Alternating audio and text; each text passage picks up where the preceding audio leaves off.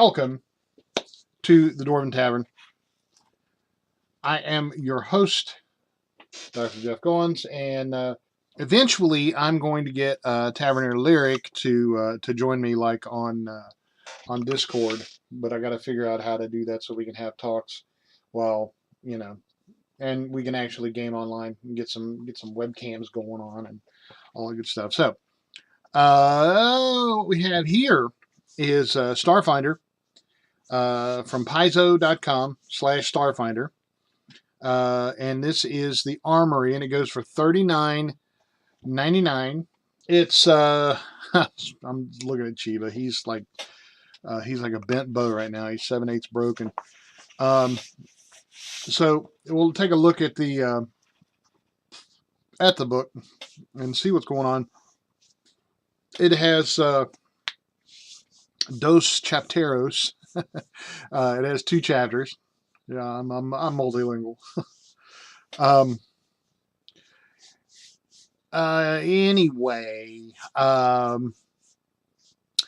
it's got an overview which we'll look at, and it says one of the things that I tried to mention earlier that squealed out was that it says that it references other volumes in the Starfinder series, but the hardcovers references to the Starfinder hardcovers can find a complete rules of these books available online for free at paizo.com/SFRD. So I highly recommend you doing that. And then supporting these guys. I know that I know it's a real successful big business company and all that stuff, but they do legitimately good work. So they deserve the support because they put out good products, and I like that. And I'm all about supporting people who put out good things. And it doesn't matter if they're a dinky little mom and pop store or a mega corporation or whatever. If the work they do is good, then it's worth something. If it's worth something to you, then give the money. Shut up and take my money. So the first chapter is all about equipment, it being an armory. It has weapons, weapon special properties, descriptions, and manufacturers, which is cool for the immersion. Weapon accessories, weapon fusions, special materials, armor, powered armor, armor upgrades. Then it has a section on augmentations like biotech, cybernetics, magitech, and necrografts. So you could even get a little into the use en vent with this if you were so inclined, if you had a Star Wars kind of bent. Then it has technological items. Shock. It's a sci-fi game. It has technological items. Then magic items, artifacts, hybrid items, personal items, drugs, medicinals, and poisons. Other purchases, like the like the stuff when you're waiting in line at Walmart, you see, you look over and you see like the laser pointers and the lip balm and the headphones and the ear jacks and the smokeless ashtrays and stuff like that. Then in chapter 2 of this 158-page book, it has class options like the augmented archetype, the envoy, the mystic, the mechanic, the mystic spells, the operative, the Solarian, the soldier, the technomancer, and technomancer spells. So it's pretty well, I think, equipped for that, for an armory. Good thing. And I am. So yeah, I'm wearing my U.S. Navy shirt because um, I support our military. Thank you very much. Or don't. I don't care. I support the military. I don't care what you do. Because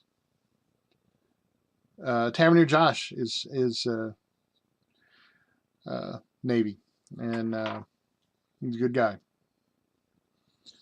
My favorite son-in-law, as Taverneer Lisa would say. So Starfinder Armory is full of new options for every kind of character in the Starfinder universe, starting with a dizzying array.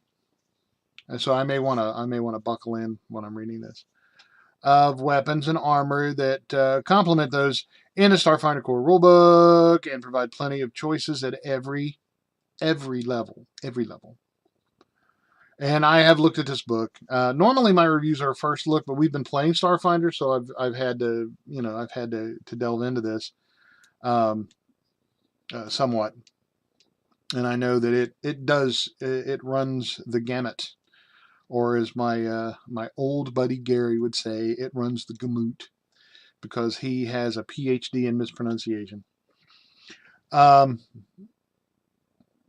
It runs the gamut as it hovers, looking all disheveled over the chasm, fighting a bugbear. And the list goes on. So,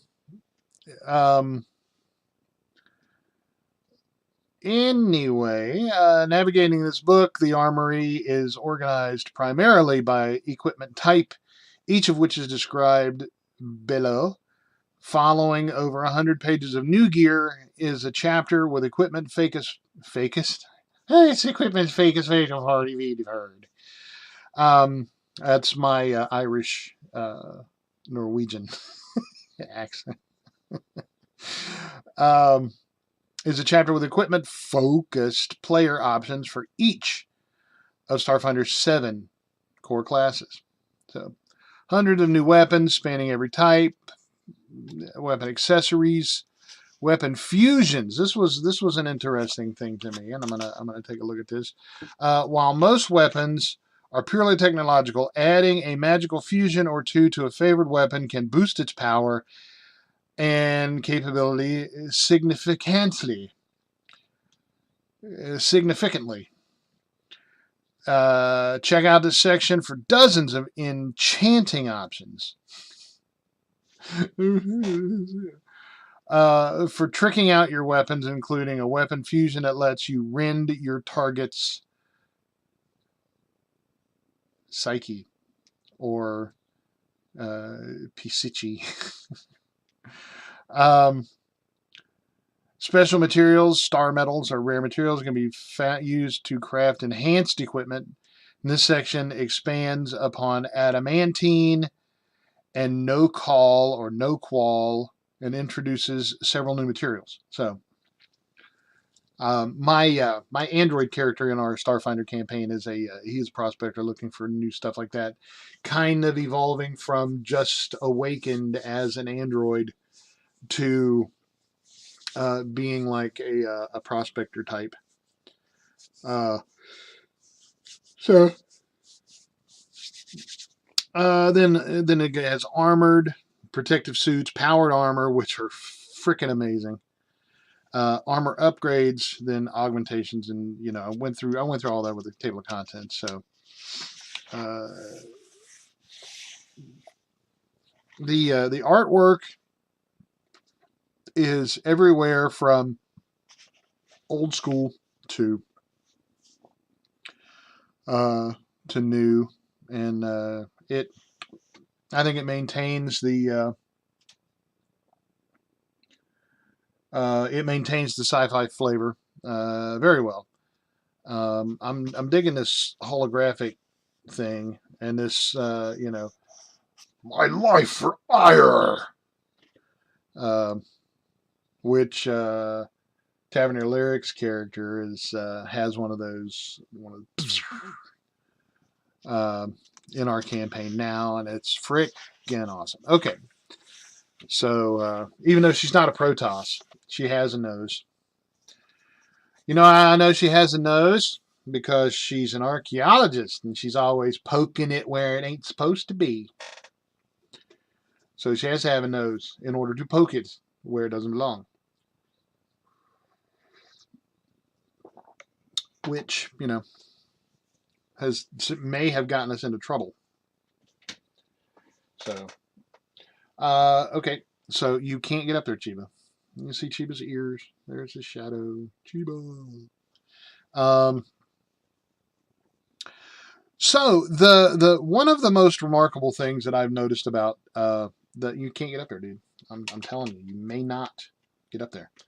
The things he thinks I'm eating this book, and he wants it. It's precious. No, nope.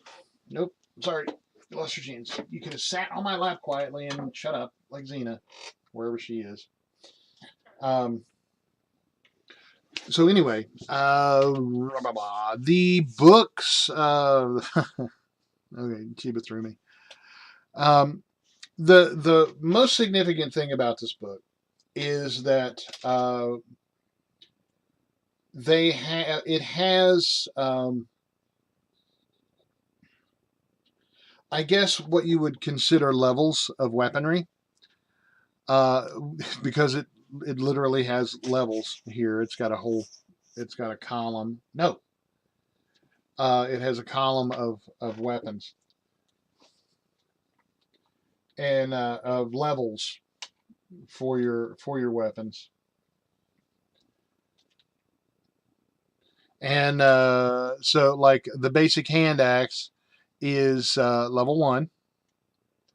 It's a level 1 weapon. Its price is 90 credits, which would be a really, really nice hand axe for that kind of money. No, Chiba. So then it goes all the way up to, and the hand axe does 1d4 S, which is slashing. And then when you get into your medium level weapons, like the tactical hand axe and the tail blade,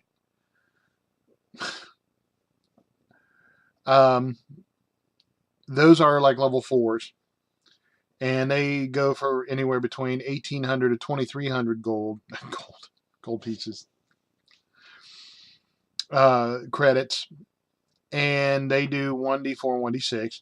Then we get up into level 20 weapons. Is the Paragon retractable spike is a 20th level weapon, and this is a basic melee weapon.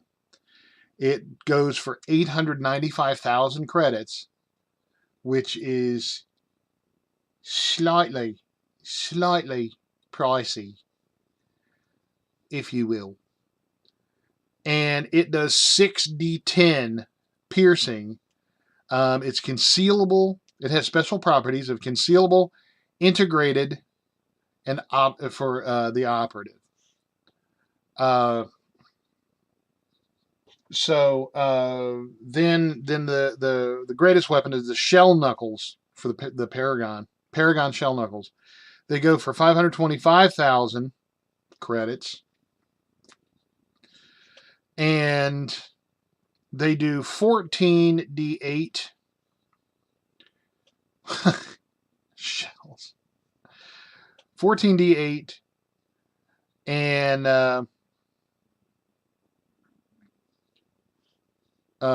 they're analog. They have 4 uses. What? Okay, so knuckles made of shells. Getting hit once is like getting hit with a level 1 hand axe 28 times, roughly. So, holy crap, the disparity, huge. But one of the main problems that everyone that I've played with has mentioned is the fact that in 3.5 you can only do so much damage as a fighter. You can increase your critical range, and we don't do critical threats because a natural 20 is a natural 20. It always hits. It always does double damage. We always roll on a critical hit table. Now, I think that's the difference, because we roll on a critical hit table to see, because a critical hit could just be, like, well, you messed up their foot, or you hit them in the, you glance their eye or their ear, cut their ear off, reduce their charisma or their movement speed or something. It's not always certain death. Because 150 points of damage to your left hand. Well, the hand's gone, but, he's not dead. So there's that. But the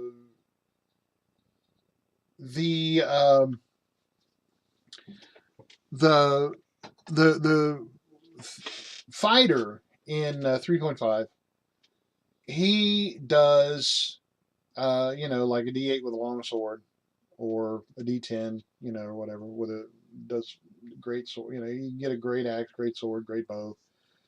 A great deal of options, but it's only like, and then you have to get into magic in order to increase that base damage. The fact that they have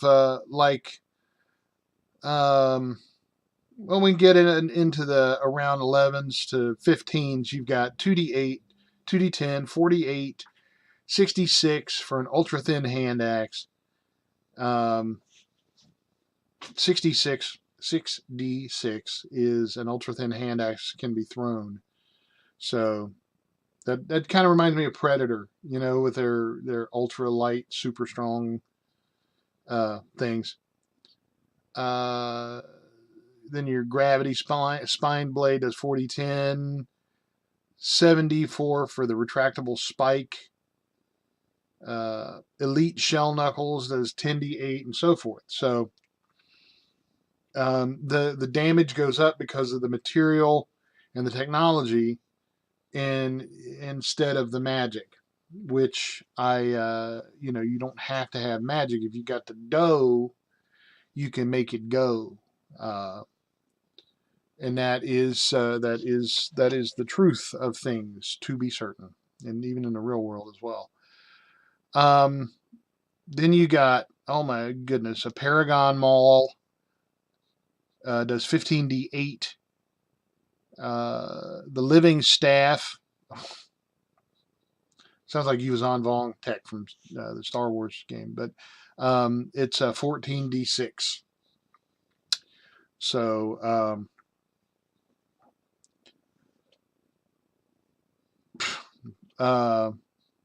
yeah. Puzzle Blade, neat. Anyway, so I like the how you say, variety and the scalability of it. Then you got advanced melee weapons, all the way up to the Zero Knife, which is the Zero Knife is Icequake class, and that does 76, and that's cold damage. So if you can imagine getting cut with a blade that cuts you with cold, not a good time. Then you got sonic melee weapons, the Singing Disc, the Wailing Blade, a Warbler. I can't warble. Koop. That's a really dumb warbler. You've addled my blade. Oh, sorry, it was stupid. And plasma, like a utility welder at 1d4, all the way up to the plasma lash blue star. Blue is a hot, very hot color. And for those of you who are into blacksmithing, as you know, color and temperature are relative. So if you want something super hard, you get it up to about 450 degrees, which is a dull red, and that's your tool steel. And then if you want something that is softer, then you get it like super hot, which would be like 650 degrees or 700, and that would be like a real bright yellow. And the reason being is just a little aside note here, and my teacher leaps from my chest. When you heat something, it expands.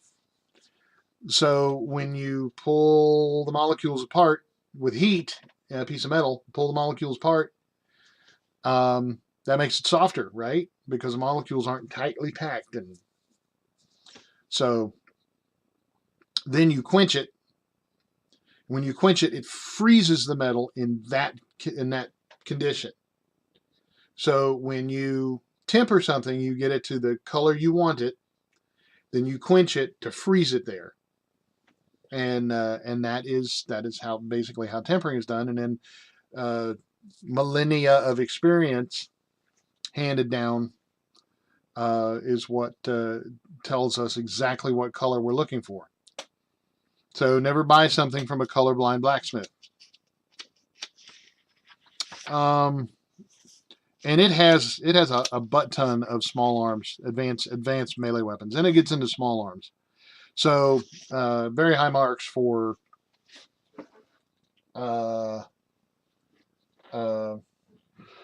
very high marks for the words that I'm looking for. Variety. Okay, so in small arms, we start out with things like the Sub-Zero Hail pistol and Cryo. Let's go with laser. Okay, my character has an azimuth level 1 laser, so it does a D4. It's like dagger, dagger, dagger, dagger, dagger. So it's pretty cool. But he's not a big combat guy, so he doesn't need anything. I hope doesn't need anything just yet. Then you got all the way up to a forked pistol, which is it. The forked pistol is a level 20. Criminy sakes. The 10-notch forked pistol is it's a level 20. It goes for 800,000. It does 9d4, and it's energy and F, which I'm assuming is flames, and so forth. So the list of crikey. The list of weapons just goes on and on and on. You wouldn't think that, it being a 150-page book, but it's got, let's see if I can find my pistol. Tactical rotating pistol over here. Looks like kind of like Hellboy's dude. The Bravado hand cannon. Yep, it's Hellboy.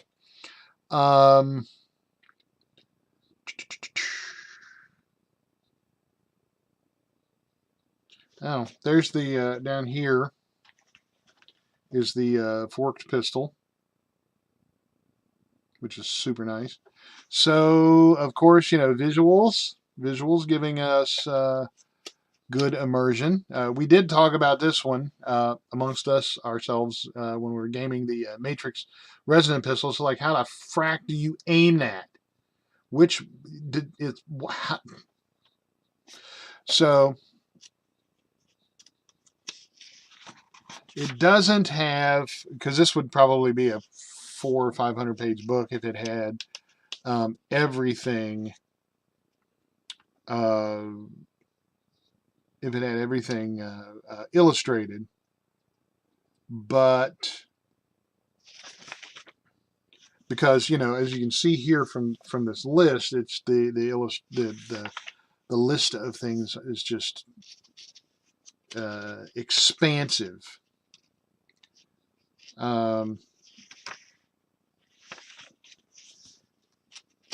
Sniper weapons. The only thing that I don't like about it, is the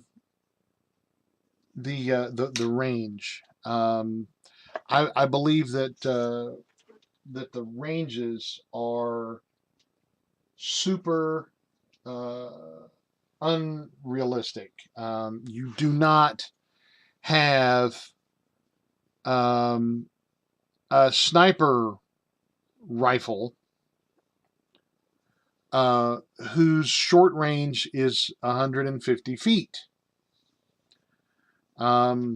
As we know, and that's a techno rifle. That's not a regular, like, I don't know, a Kalashnikov, freaking sniper rifle, or you know, uh,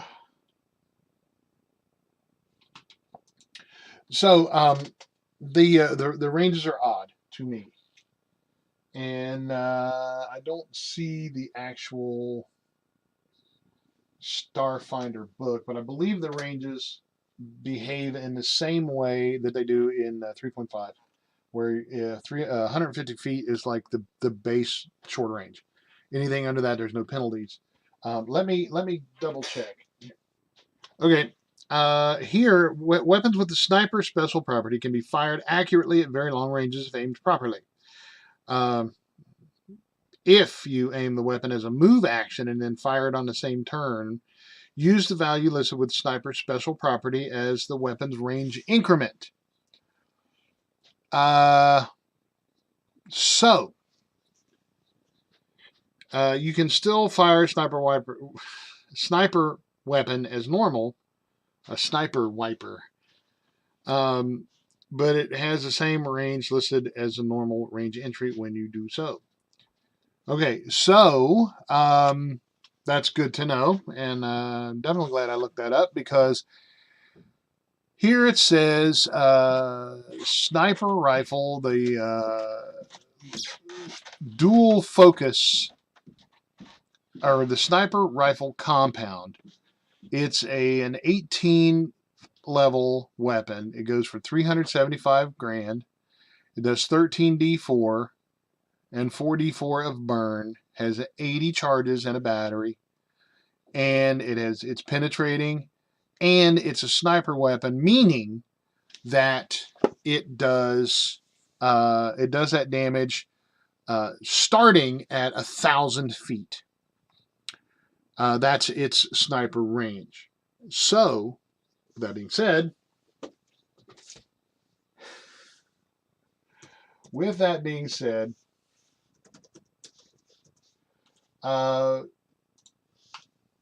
if you just go kabang, you pull it up and shoot it, then pull it up and shoot it. Then it's a sniper. It's a regular weapon. It's just like a rifle. But if you take time to aim, go through the scope, do the little, with the range finders and all that, then you begin at 1,000 feet.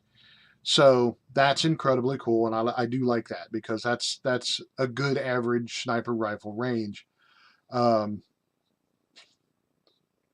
rifle, not the shooter.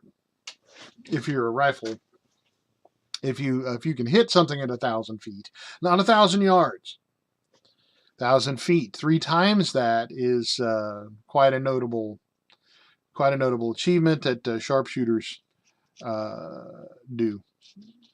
can achieve. 1,000-yard stare.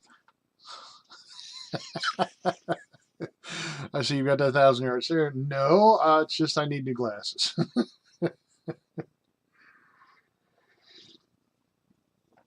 Okay, so this is good. So, but still, I didn't answer my question about Starfinder range increments. Starfinder range increments, which will be faster to go to the SRD.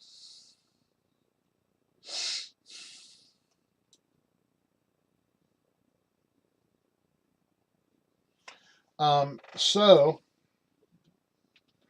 you get minus. It is what I thought it was. You get -2 to hit for each range increment, and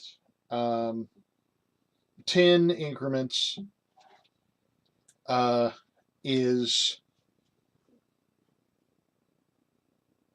the maximum range of a weapon of that sort. So if you're fire, okay, so that's actually even better, because when you if you have if you goes with 10 range increments, um, if your weapon is if you're firing a sniper rifle, especially the compound focus rifle, then you can fire up to 10,000 feet, which you would be at -20 to hit.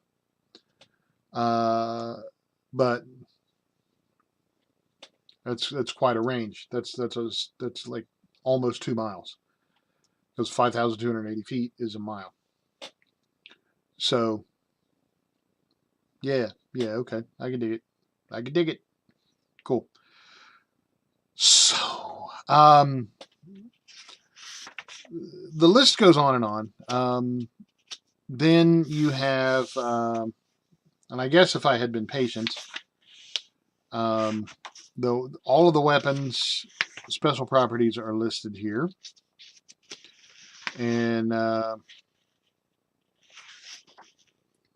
let's see if it does. It doesn't mention sniper. No, it's just a type. But some weapons have critical hit effects, which is cool. If you get a critical hit, then again, here we have more of our illustrations, which is just a dinky. It's a dinky little sample of what we got here, and these. Yeah, I really love the artwork. I mean, it's the artwork is nice. It's super nice, and it's very um, imaginative and creative. So, and it maintains the flavor. It maintains the flavor of the sci-fi. Holy water grenade.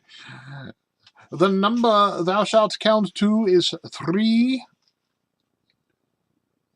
And so forth.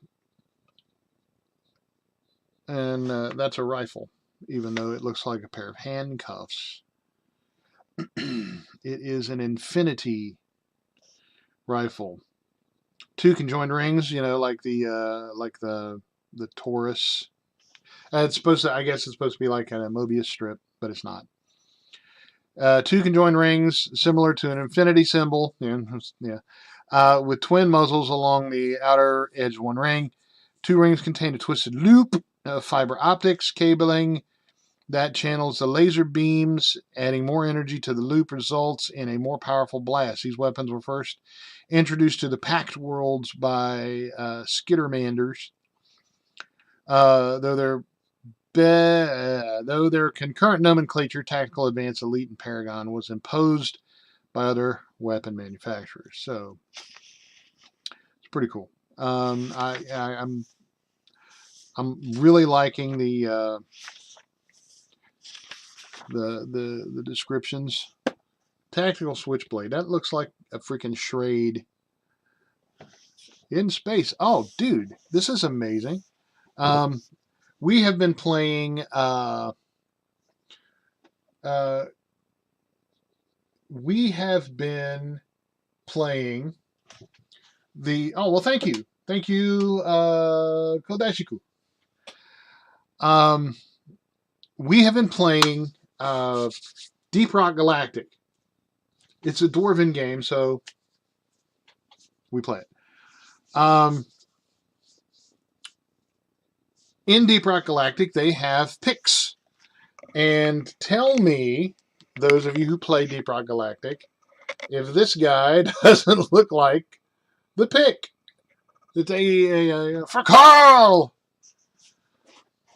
Freaking awesome. I love it. It's a light seismic pick. And it deafens on a critical. I love it. Okay, so yeah, I'm about 10 times happier with this book now than I was. Leave no dwarf behind, and we are going to stream it. So we're gonna have a night where we all get together. We got to work on it. This and of course, you know, the book goes on. It goes on and on. And that's just the weapons. So then we get into weapon accessories, which is very cool from what I've seen, because I have seen some of this book before, and like the nanofiber grip, and the flash suppressor, the gunner harness. I can't speak tonight, so the null space stock. So let's see what these do, shall we? Okay, let's just take a random look here. Well, of course, rangefinder and scopes are pretty self-explanatory, and it's got really cool illustrations of the scopes, and they give you an idea of what things do. Because one of the things that I've noticed about science fiction game is that science fiction games often, okay, in take Star Wars for example. You know, when Qui-Gon Jinn and Obi-Wan were about to swim in Naboo, and they just reached in their pocket and they put in these like portable gills, and just went about their business like, oh, you know, we have technology. Because technology is magic of the future. Whereas a wizard would have said, water breathing and blah. Whereas, you know, you have to have a technological thing for it in a sci-fi. But, you know, if you're in Starfinder, you can have either.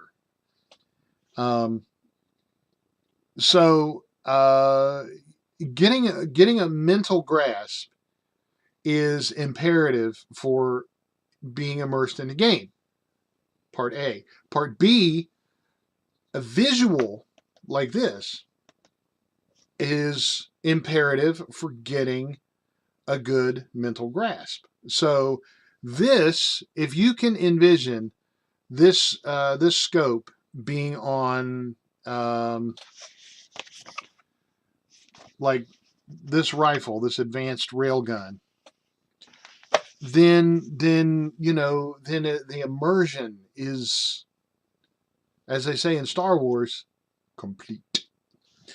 So, okay, let's take a look at some of the accessories. The null space grip. A null space grip must be integrated into a melee weapon or small arms. As a move action, you can activate the grip to pull the weapon into an extra dimensional space, leaving only a disc 1 1/2 inches in diameter.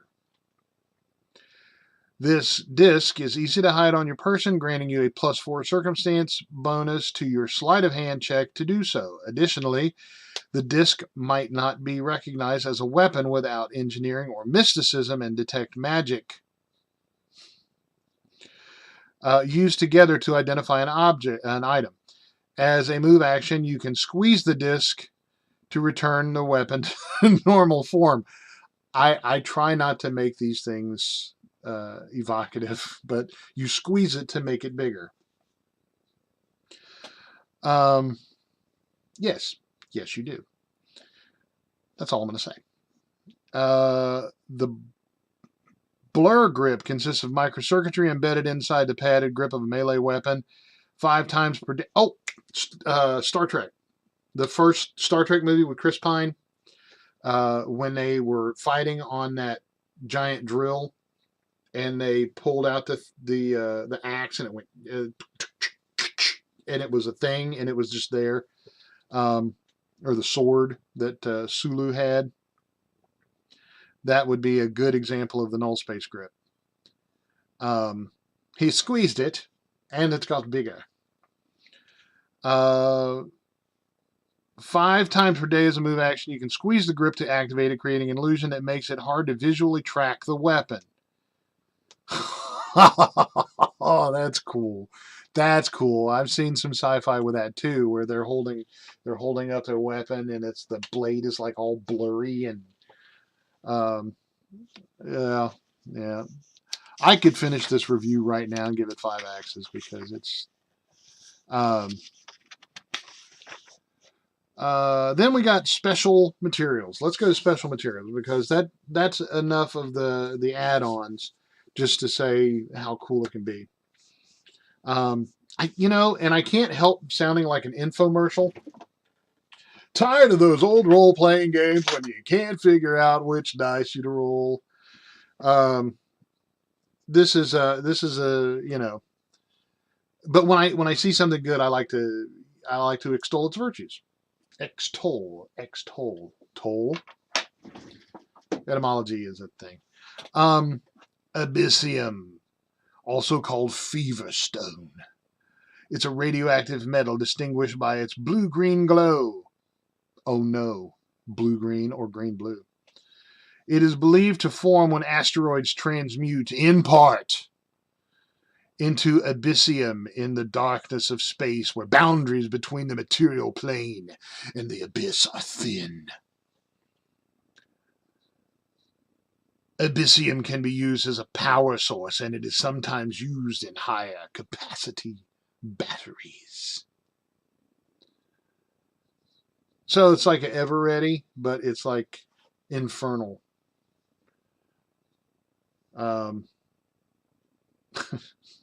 Which is it's kind of odd. It's like, Monsanto or Procter and Gamble, they actually find hell and say, hey, we can make capacitors out of that. We'll call them, these are damned good batteries.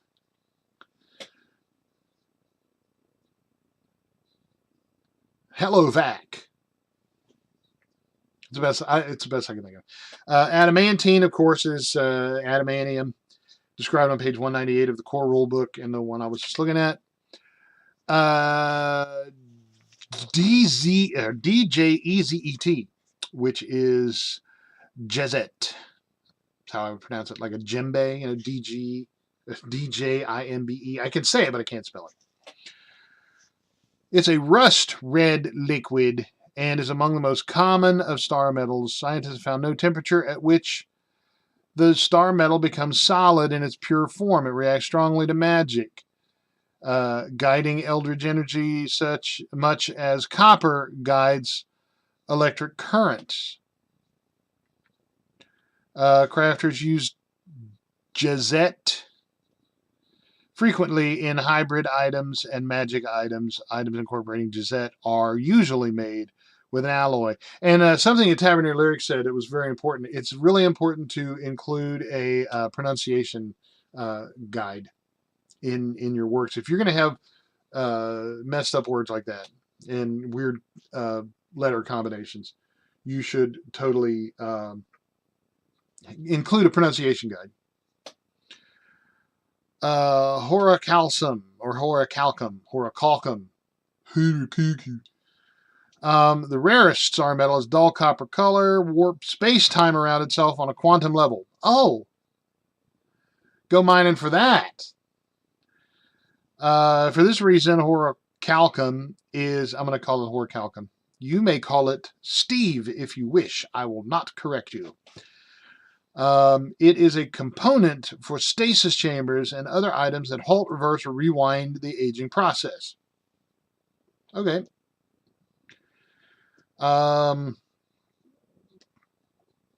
So yeah, weapons and ammunition fashioned from Horicalcum temporarily distort time's flow for enemies struck.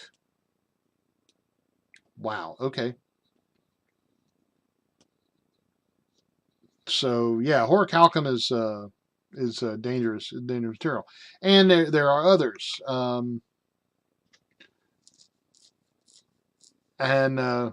So yeah, I'm not going to give them all away because I don't want to give them all away. I want you to buy the book because I think it's worth it.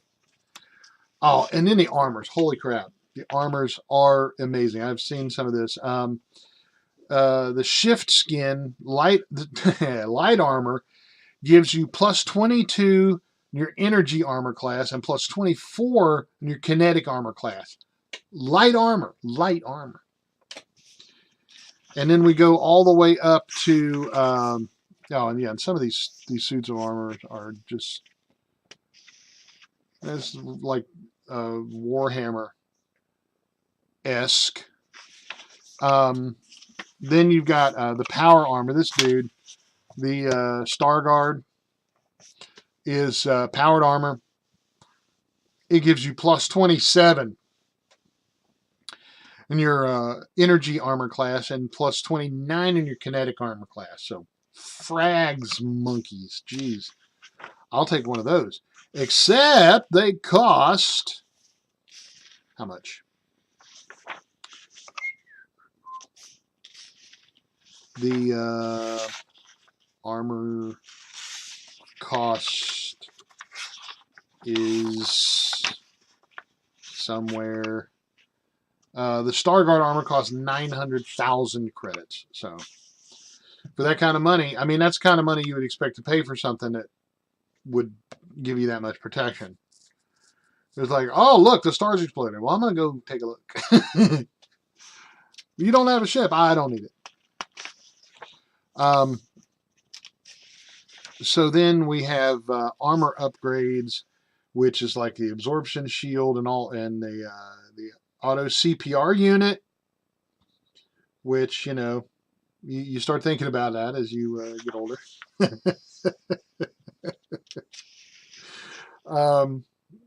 Hydrojet, fortified plates, displacement field, mobility enhancers, and so forth. The variety is just, it's tremendous. Four-legged man. Huh? The civic-minded 5. These are cybernetics. The cybernetic section is,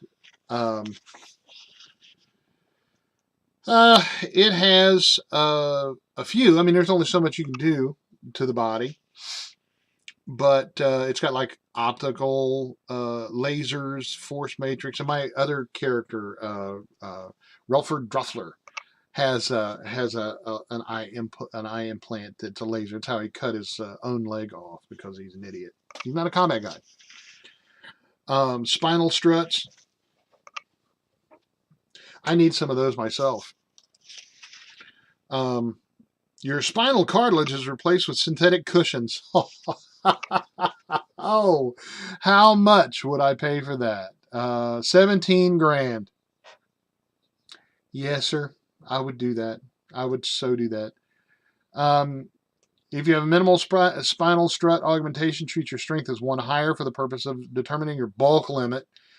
If you have standard or reinforced, your strength is 2 or 3 higher, and that's for determining your bulk limit. So you can actually buy a stronger back, which, man, I could get into that heavy. Then you got weaponized prostheses, threshold buffers, fortified feet, and so forth. Anti-magic, the Magitech is a little bit larger than the Cybertech. But there's a fair amount of cyber tech in the core book as well. The necrographs are necrographs follow the existing rules for augmentations, but they use different components, biotech or cybernetic. Any biotech or cybernetic augmentation can be treated as a necrograph and installed for only 90% of the augmentation's normal cost, but doing so causes the necrograph subtype. So, what is the necrograph subtype, you ask?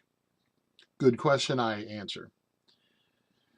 Adding even a single necrograph to a living body causes the recipient to gain, and then I answer not very well. Gain the necrographed subtype. Abilities, items, and spells that detect or identify undead reveal necrographs, identifying only the augmentation as an undead rather than the recipient. So it's like, oh, zombie eye. Oh, ghoul ears. Or morgue tongue. I love that. So, crypt marrow.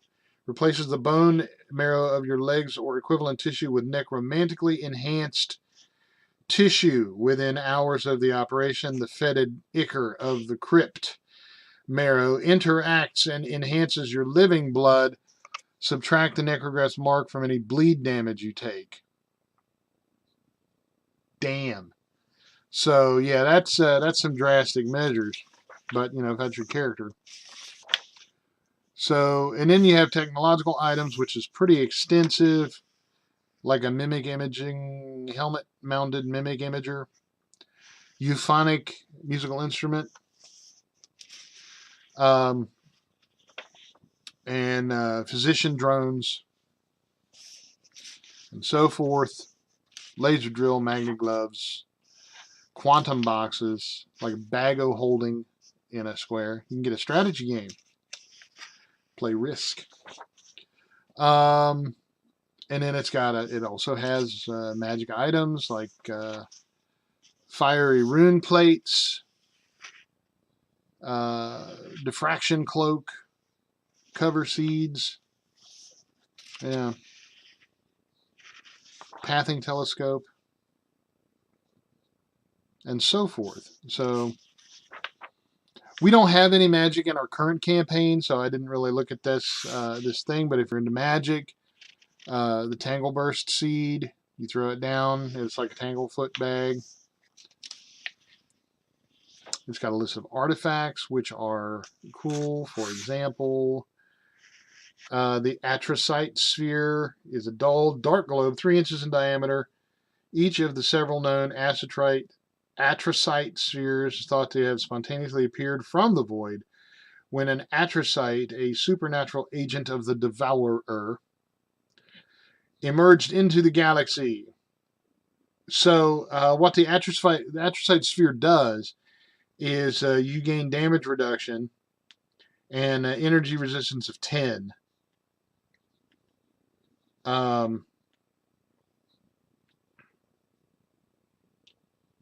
So and so they did do their homework as far as physics goes. It says when the Atrazite sphere blocks damage, the sphere briefly flashes with a crimson light that resembles a black hole's accretion disk. So that's nifty. Then of course there is a price to pay for having such horrible power around you, but I'm not going to say what it is. It is good and it gets high marks. Good marks. Then hybrid items, the computer idol, creator capsule. So I, in looking through this book, I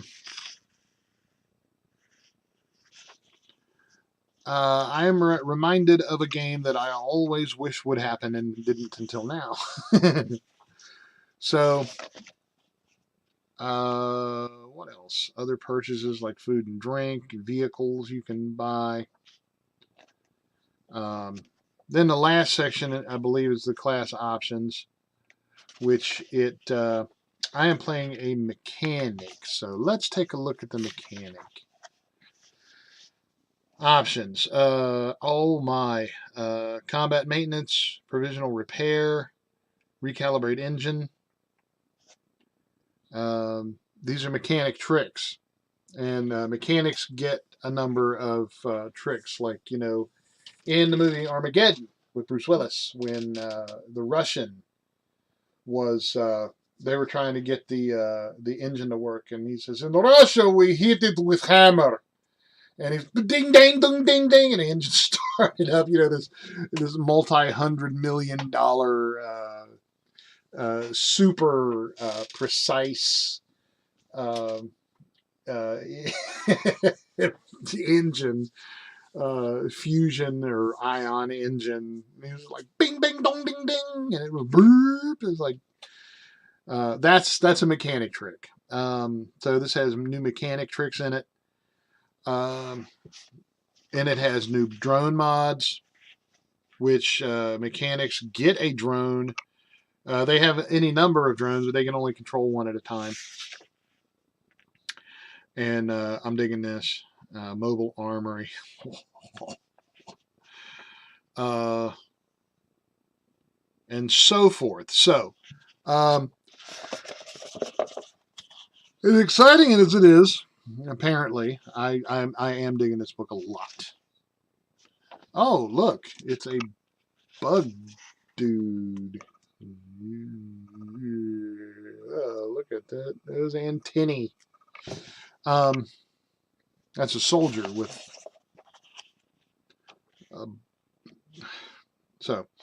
Anyway, this is Starfinder, the Armory, and it goes for $39.99. If you get into Starfinder, I do believe that it shall be an absolute necessity for your Starfinder games in perpetuity. I can't wait to see what else they come out with. If it's all like this, it's going to be good. But people don't rest on their laurels. They have to keep producing good stuff, or it starts to turn to crap, which they haven't yet. So I'm cool with that. Starfinder Armory, $39.99 from Paizo.com/Starfinder. You may be able to find it cheaper elsewhere. They might have a business. They might have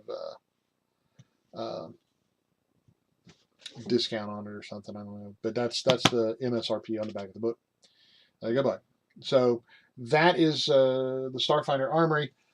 Next up, we're going to do a different Starfinder book. So while I get that ready, please don't go away. Stay tuned, and I will be right back.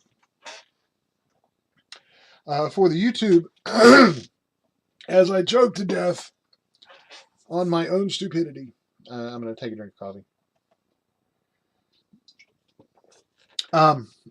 For the YouTube guys, on behalf of the entire cast and crew of the Dwarven Tavern, I am your host, Dr. Jeff Goins, wishing for you to want for nothing but adventure. And at first I feared it, then I charged. Thanks for watching, and we'll see you next time.